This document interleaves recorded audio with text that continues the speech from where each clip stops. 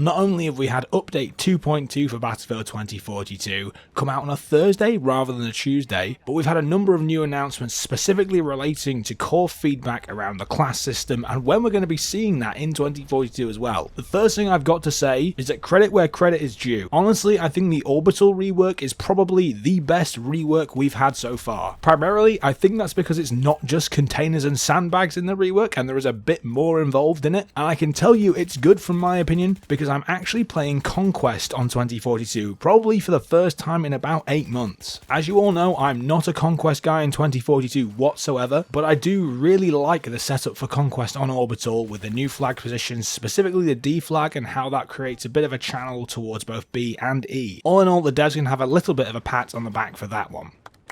Flipping it on its head though, update 2.2 has also added in a number of new guns from Portal again, and let's be honest, they are underpowered. Both the ACWR and the AK-74 both don't really pack a punch. In comparison to the weapons that have been in all-out war throughout the game so far, or even the newer Portal weapons that have been added in and tweaked, these just aren't really up to snuff. Realistically, there's just not that much point using them unless you're desperate to tier 1 every single weapon in the game. I think we've seen quite a lot now that they're adding in the Portal weapons and then tweaking them over time, so I imagine they're going to do the same with these, but the act of just throwing them into the game for us to use when they're basically useless is really a pointless exercise in my opinion. I'd much rather add them in a bit slower, but when they're going to be viable weapons for us to use going forward.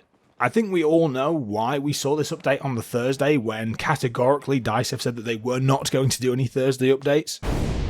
But as I said, they have also provided a bit more detail around what classes are going to look like going forwards and potentially when we're going to see them added into 2042. So that you're aware, the classes are going to be broken down as follows. The Engineer is going to be around Boris, Crawford and Liz. Recon is going to be Casper, Pike and Rao. Support is going to be Angel, Irish and Falk. And then Assault is going to be Dozer, McKay and Sundance.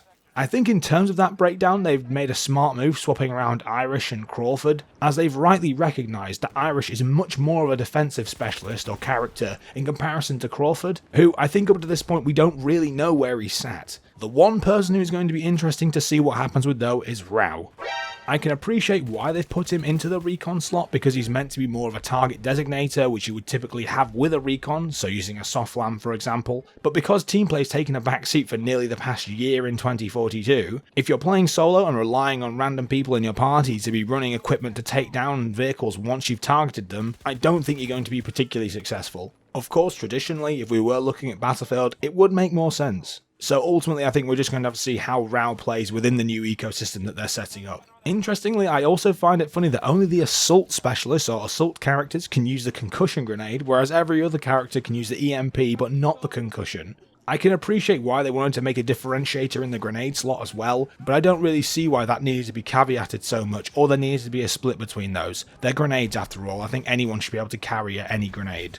The key point to remember though is that up to this point, weapon restrictions are still not going to be in place. We are not going to have the strict class system that we've had in other battlefields where engineers could only use submachine guns, assaults could only use assault rifles, and to be honest, I probably agree with them in this as well. Players in 2042 have gotten used to having the freedom to choose whatever weapon they wanted on whatever character, but instead now they're going to add weapon proficiencies to these classes, so essentially if you're using the relevant weapon like a sniper rifle on a recon, you may then have a longer hold breath for example when you're ADSing, which in theory is providing that incentive for you to use the relevant weapons for your class. How much of a benefit or a hindrance these proficiencies are going to be, we're only going to be able to see over time. To wrap all that up for you, it's going to be coming in the later half of Season 3, so we're definitely not going to be seeing it at least for the next couple of months. And so by that point, we may even be talking the beginning of 2023, over a year since Battlefield 2042 has been out. For me at this point, I think I could take or leave classes in 2042. I'm not too bothered about them right now. I do think the next Battlefield game needs to have the class system back, and a rigid class system at that, but I do think the player base has gotten used to working with specialists at this point, and the people who are still playing 2042